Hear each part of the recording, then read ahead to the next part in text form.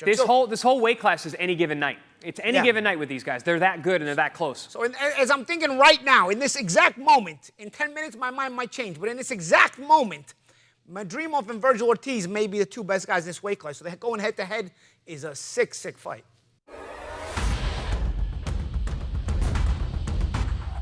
Fight fans, it is time for another edition of Boxing Scene's Top Stories, only on ProBox TV, your boxing channel. I am George D. Metellus. Quick reminder to download the ProBox TV app where apps are available as we get into it on a very interesting scenario presented by Eddie Hearn. In response to a DAZN post on X, Eddie Hearn's Matchroom how would they fare against Oscar De La Hoya's Golden Boy Promotions? Now, Hearn posted a hypothetical set of 5 versus 5 matchups. To talk about each matchup and break them down, we bring in our world champions, Chris Algieri and Paulie Malignaggi here on Top Stories. All right, fellas, so let's get into this fantasy 5 versus 5 here between Eddie Hearn's Matchroom fighters and Oscar De La Hoya's Golden Boy fighters. All right, let's start with the first one that he proposed on X. Chris, how do you see that fight playing out? Obviously, this is fantasy boxing, so we're having some fun here. Gerard Boots Ennis versus Ryan Garcia. Well, first and foremost, I love these 5-on-5s. I think it's a great idea to match up these promoters and put them in a competitive arena where they're going to fight the best of their guys versus the best of another squad's guys. We're not having fighters or promoters trying to protect the O's and trying to protect their star guys. They're going to put them in because they want to win. You know, the promoters have just as big egos, if not more, than a lot of these fighters. So I love these things. So if this does come to fruition, I love it. In terms of what these specific matchups are going to be, obviously this is just coming from one side of the story, one side of the street. These guys are going to look to try and fight, to get the right fights for themselves to be favorable. But in terms of this one, Boots and Ryan, I don't really see this one happening. Ryan's not going to be able to fight until April. And I don't know if Boots is looking to make these kinds of fights or if really they're trying to move Boots that way. For me, it looks like Boots is looking for title fights and whatnot. But it'll pay. And in terms of how that fight would go, I mean, it's hard for me to go against Boots. Ryan is obviously a very talented guy, but Boots is looking at 47, 54. Ryan's going to be new to those weight classes and has been out of the ring for so long. For me, I mean, it's hard to go against Boots against any of these guys, let alone Ryan, who's been inactive. Yeah. So, Paulie, what do you make of this Boots Ennis Ryan Garcia matchup that Eddie Hearn put out on X?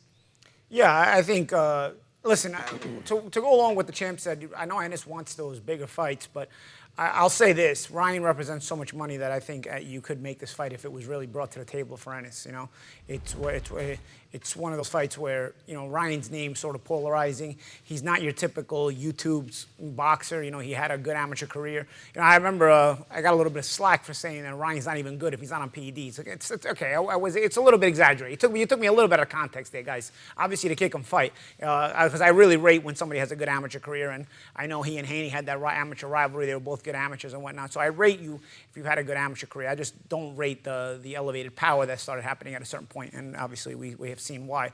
But aside from that, though, I think this fight would be, it's a sticking point because Eddie has Ennis, who the majority of people would pick in this fight. So obviously, the cash cow is Ryan in the fight, but Eddie has Ennis. So of course, Eddie would be saying, well, I can make Ennis with Ryan Garcia. Let's take your cash cow against, a fighter that I have on my stable who most likely beats him, and we'll make the fight. That way you sort of grab and absorb some of the star power from Ryan.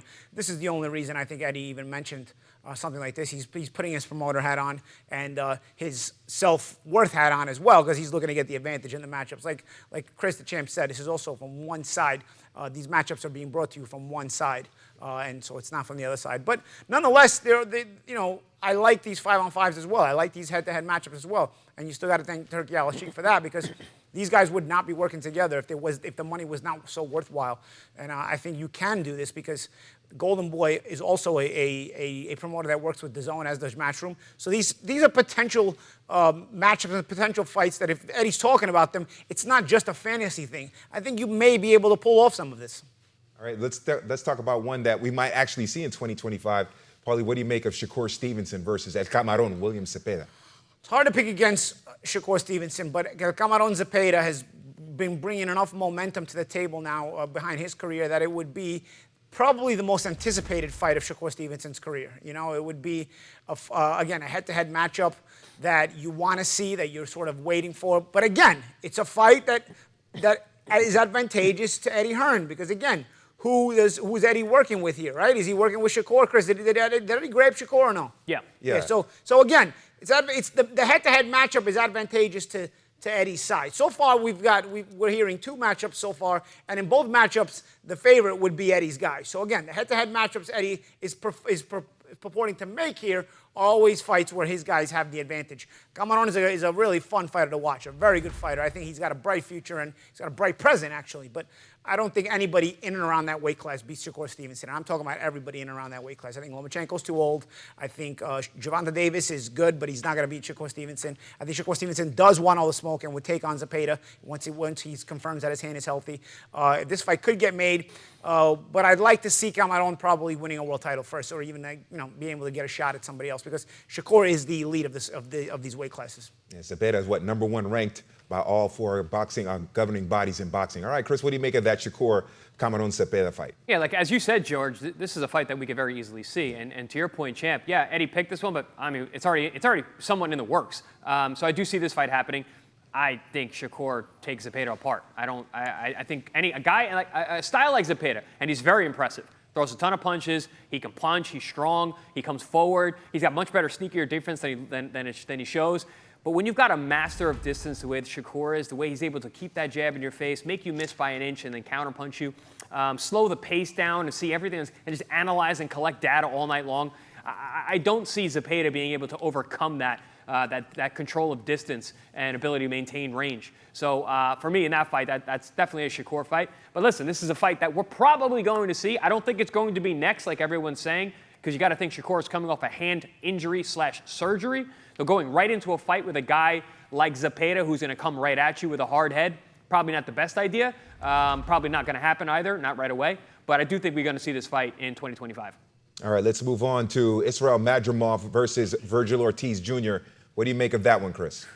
That's an interesting fight. It's a matchup that I haven't really thought about because there's just so many names and so many talented guys at 154. This one's tough to kind of pick because we got to see how Madrimov fares against Bohocek. If Bohocek is to get the win, then we're probably going to see a Virgil Ortiz rematch with Bohocek and not the Madrimov fight. Coming off 2 losses, going right into a Virgil Ortiz fight doesn't make a whole lot of sense. But honestly, really tough style for Virgil Ortiz. From what what we saw in the fight against Bohocek and Virgil Ortiz's first bout at 154, and what we saw in Madrimov against the legendary Crawford, I mean, it's a tough fight, man. Madrimov is, I think, a lot better than people gave him credit for. He showed his skill set in the Crawford fight. Very tricky, very tough style. Switches sides. He's big for the weight class. Tough fight to pick. I like Virgil Ortiz a lot. I like his output, which might be the difference in that fight. But, man, if this were to happen, I would be all eyes and ears. Yeah, this is a really good matchup, man. This is one where I would have trouble picking a winner. Yeah. I think, I'll dare to say, I think these might be in a very stacked weight class, these could be the best 2 guys in the weight class. I agree. But, like I said, having said that, the weight class is separated by this much because if you're going to say that, you also got to keep in mind Bohocek just dropped Virgil Ortiz twice in a controversial decision, lost to him. So, yeah, I think Madrimov and Virgil possibly could be the best 2 guys in a very talented, stacked weight class. And yet, guys, Virgil still barely got by Bohocek if you even think he got by Bohocek. This whole weight class is any given night. It's any given night with these guys. They're that good and they're that close. So as I'm thinking right now, in this exact moment, in 10 minutes my mind might change, but in this exact moment, Madrimov and Virgil Ortiz may be the 2 best guys in this weight class. So going head-to-head is a sick fight. Yeah, it certainly would be. All right, Paulie, let's move on to the next one. Jai Opaya versus Zurdo Ramirez. Yeah, that's another one, man. Opaya is very, very explosive. Zurdo, he's been moving up in weight a lot lately. Went to super middle, didn't have a good faring in light heavyweight against Bivol, and now at cruiserweight, he's making his bones. Opaya looks very, very destructive. People are already talking about him at heavyweight. Solid matchup. Again, another matchup where Eddie would have the advantage, in my opinion. So again, it's a good fight, but it's one where I think there's a pretty distinct advantage for the Matchroom side. Yeah, Chris, what do you make of the Opaya-Zurdo Ramirez fight? I like this fight a lot too. Yeah. I mean, Opaya, dude, I like everything about Opaya. I like his style. I like the way he brings it. I like his experience up to this point. You know, for me, he's the top guy at cruiserweight. But I'm pretty sure number 2 is Zurdo. So if we're seeing 1s and 2s in a weight class fighting, I'm happy about it. I would favor Opaya just because it's a little more dynamic, and I think the athleticism. But Zurdo is really, really impressive at cruiserweight. At 175 at light heavyweight, yes, he was good. Yes, he was world class. But he got completely outboxed and befuddled by Bivol. But at cruiserweight, I think he's an entirely different animal. I think he was cutting way too much weight at 175, and cruiserweight fits him much, much better. As a good body puncher, a guy who throws a ton of punches, he is a handful for anybody in the division, Opaya included. I would favor Opaya, but this is a great fight, and it's number 1 and number 2 in my eyes, so make it happen. Yeah, it certainly would be a great fight there between Jai Opaya and Zurdo Ramirez. All right, last one here that Eddie Hearn put out on X. Jack Catterall, Chris, versus Jose Ramirez. This is probably, this is the fight that makes a lot of sense. You got 2 guys who don't get a lot of fanfare, But they're very good. But they're very good, yeah. exactly. Ramirez has been not busy, to say the least. But he's an Olympian, and he's been a world champion. He's fought some of the best guys in the division. He's been very destructive. Got a great jab, killer body puncher. Really, really tremendous amateur and professional career. He's just been very inactive lately in the last couple years. Catterall, he has been a little busy as of late, but he had some stretches where he wasn't that busy trying to chase that Taylor rematch that kept getting pushed back. But he's one of those guys, man. He's trouble for everyone in the division. He's got a tricky style. He makes things ugly. He makes things physical. He looked great against Prograis a couple weekends ago. You know, he obviously beat Josh Taylor in the rematch pretty handily. So a lot of people had beating him the first time. So this is an interesting fight. I would favor Ramirez based on size and experience, but on momentum, this is Jack Catterall. So a good fight, but it's a very good fight. 2 guys, again, don't get a lot of fanfare, don't get a lot of acknowledgement at this stage of their careers, but it's a good, scrappy fight. Yeah, I echo a lot of your sentiments that you broke it down, champ. I think that both of these guys have a hard time being appreciated. You know, people, I think, wrote off Ramirez a bit too soon and have kind of written him off, maybe because the 140-pound division had so much talent that you kind of forget about a guy like Ramirez, who, you know, not long ago was one of the best, if not the best in the weight class, or was competing there. His name was among those. And then Catterall can't seem to grab enough momentum, despite consistently winning. He's not winning in a style that is sort of attention-grabbing, but he wins, and he wins against good fighters. So you have no choice but to appreciate him and to be there. But he just can't seem to get that momentum behind him to be appreciated enough. Having said that, stylistically, head-to-head, yeah, it's funny because I also kind of see Ramirez with a slight advantage here. I think styles make fights, you know, and Ramirez isn't the kind of guy who you're just going to stink out of the joint, where kind of Catterall, it's kind of Catterall's MO, where he kind of lulls you to sleep a little bit and just has that crafty technique. Ramirez kind of brings it. He's a very technical fighter in a Mexican-American style, more so than American. But at the same time, a Mexican still makes you fight a little bit too much to where you just can't stink it out with him. Yeah. And so I think he might impose himself on him a little bit. And it will be a big opportunity for Ramirez to kind of put his name back into the fold, because he sort of needs that appreciate me kind of win. But then again, so does Catterall. Even though Catterall keeps getting these wins, nobody's really appreciating him in the right way. I think head-to-head, these guys are kind of married to one another in that way. It's a good marriage for one another, sportingly said, of course, pause. So, you know, having said that, I like the matchup. You know what? This 5-on-5 is growing on me as we went through the matchups. Let's do it.